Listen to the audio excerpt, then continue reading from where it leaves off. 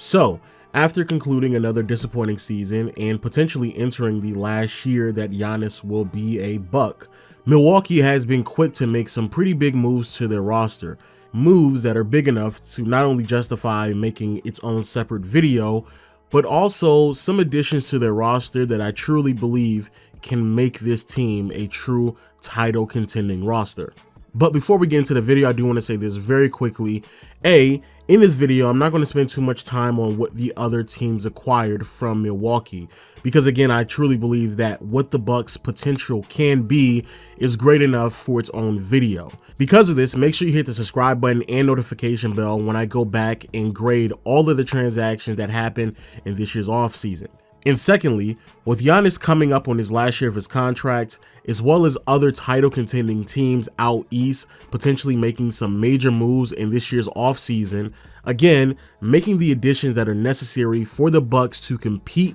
for a championship this year was necessary. The only question that I believe that most people will have is that are these additions of both Jrue Holiday and Bogananovic good enough for Milwaukee to be one of those teams out east to truly compete for a championship? And honestly, I believe that question is a bit more complicated than a lot of people are willing to admit. So first, let's talk about the Jrue Holiday trade. In this transaction, the Bucks only received Jrue Holiday from the Pelicans, while the Pelicans received Eric Bledsoe, George Hill, 3 first-round picks, 2 of which were unprotected in the distant future, as well as this year's Indiana Pacers draft pick, as well as the right to swap first-round picks in 2024 as well as 2026. Now, like I said earlier in this video, I don't want to spend too much time talking about what other organizations received in the transactions, but I do want to highlight how many assets the Pelicans received in this transaction. Largely because with the amount of assets that the Pelicans received, I do believe it is fairly safe to say that the Bucks feel confident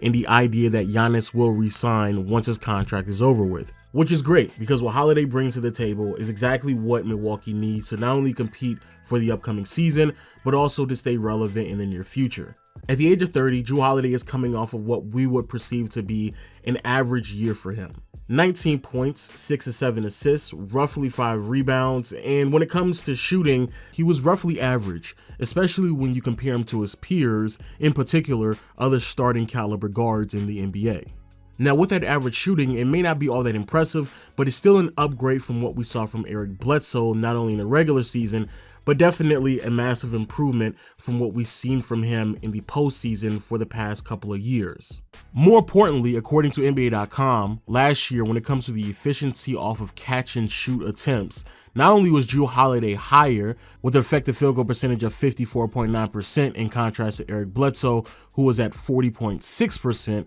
but also to put into context, Jrue Holiday was not privileged enough to play alongside someone who demands double teams such as Giannis. But when he was, his efficiency on catch and shoot was even higher, dating back to the 2018 season where he played a full season alongside Anthony Davis, and his efficiency on catch and shoot attempts skyrocketed up to 58%. And the reason why this is important is because Milwaukee's identity offensively is heavily predicated on catch and shoot players on the perimeter once Giannis demands a double team as he penetrates through the paint. Furthermore, what makes the addition of Jrue Holiday even more compelling is what this team will continue to have defensively. Because more times than not, when you're looking for someone who's going to give you an improvement on the offensive end, you more than likely will have to give up a little bit on the defensive side of the floor. But with Jrue Holiday, that isn't the case. And one can make the argument that Jrue Holiday, due to his size, is a bit more versatile defensively, so he may be able to even give you more than Eric Bledsoe. But in my opinion, the biggest reason why this is such a great addition for the Milwaukee Bucks is because of the financial flexibility that this team will have heading into next year's offseason. Because even though, yes, Chris Paul may be a better leader, still a great defender, a much better mid-range shooter, which means he's also a better shot creator, and there is a possibility that he might still be better in the playoffs than Jrue Holiday, despite his age, the financial implications of adding Chris Paul to this roster honestly were just too overwhelming. Not only because the Bucks truly just didn't have the pieces to give up to receive Chris Paul to match his contract without giving up too many quality pieces to their potential championship caliber roster. But more importantly, in next year's offseason, Chris Paul more than likely will opt back into his contract to receive the $44+ million that he is owed, whereas Jrue Holiday more than likely will opt out of his contract so he can be guaranteed a longer deal, thus getting more money, as well as being able to retain him on this team. And the reason why this is important is because now with Eric Bledsoe no longer on the team, the only significant contracts that are still going to be on the books for Milwaukee in next year's offseason are Brook Lopez, Chris Middleton, and Bogananovic, which means that the Milwaukee Bucks more than likely will only have $60 to $65 million committed to the roster. And with next year's offseason having so many quality free agents, the Bucks could potentially go into next year's offseason and not only fill up the rest of the bench, because I do believe their depth is a bit lacking now, but this also means because they traded for Jrue Holiday, they would have his bird rights and be able to go over the salary cap to sign him back, as well as Giannis. And speaking of Bogdan, that is another addition to this roster that makes the Milwaukee Bucks even scarier, because when it comes to the Bogdan transaction, the Bucks really didn't give up much of anything. Sure, you can make an argument that Donte DiVincenzo was making some type of progression as a young player in the NBA, and sure, you can also make an argument when it comes to Ersan Ilyasova that the Bucks are going to have to find someone else who can space out the floor for them at the 4 and 5 position once Brook Lopez is off of the floor. But honestly, Ersan Ilyasova defensively is such a liability as playing time will continue to diminish as he gets older.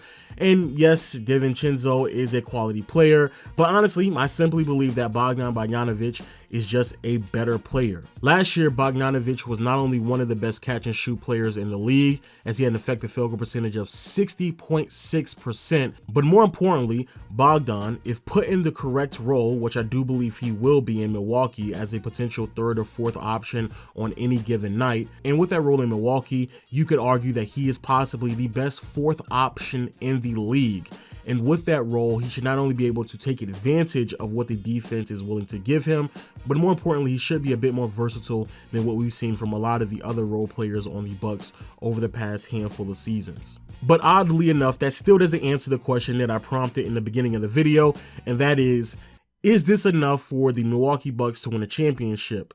And again, that question is a bit more complicated than I think a lot of people are willing to admit. Now, are the Bucks better? Yes, they are. I believe that Jrue Holiday is an upgrade from Eric Bledsoe, largely because what he can do offensively is a bit more extensive than what we've seen from Bledsoe over the past couple of years. And also, I believe that Bogdan Bogdanovic as a 4th option is possibly the best role that he can not only play for this team, but also the best option for the Milwaukee Bucks moving forward. But in my opinion, as I've pointed out in a prior video, the main concern for Milwaukee isn't necessarily floor spacing, it isn't productivity from role players. Heck, I would even argue that it isn't even the offense that is constructed by Coach Budenholzer. Now, even though, yes, those are factors that are definitely worth highlighting as concerns, to me, they're all just symptoms of a bigger problem, and that is Giannis's inability to create his own shot. Because regardless of how well Bogdan shoots from 3,